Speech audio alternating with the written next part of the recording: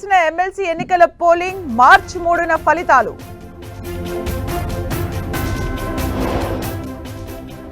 SLBC tunnel సందర్శనకు BRS బృందం, హరీష్ రావు సహా 4గురికి మాత్రమే అనుమతి.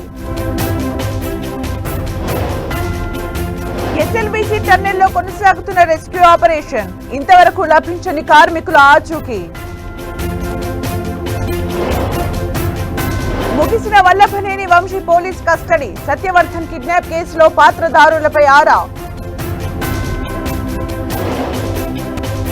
ఏడాదిలోనే తెలంగాణకు పెట్టుబడుల వెల్లువ, ఉద్యోగాల కల్పనలో నెంబర్ 1గా నిలిచామన్న సీఎం రేవంత్.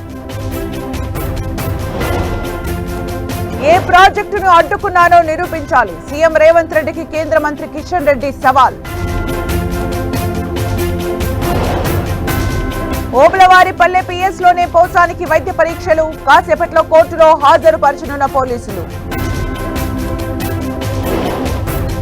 ఛత్తీస్గఢ్ లో మావోయిస్టులు అమర్చిన బాంబులు లభ్యం, 5 కిలోల ఐఈడీని నిర్వీర్యం చేసిన జవాన్లు.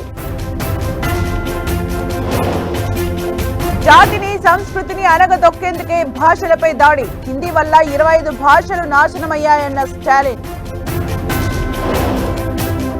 ప్రయాగ్రాజ్ త్రివేణి సంగమంలో స్వచ్ఛ అభియాన్, శానిటేషన్ వర్కర్లకు 10,000 బోనస్ ప్రకటించిన సీఎం యోగి. బంగ్లాదేశ్ లో విద్యార్థి సంఘం ఆధ్వర్యంలో రేపు కొత్త పార్టీ అవతరణ, తాత్కాలిక ప్రభుత్వానికి యువ నేత నహీద్ ఇస్లాం రాజీనామా.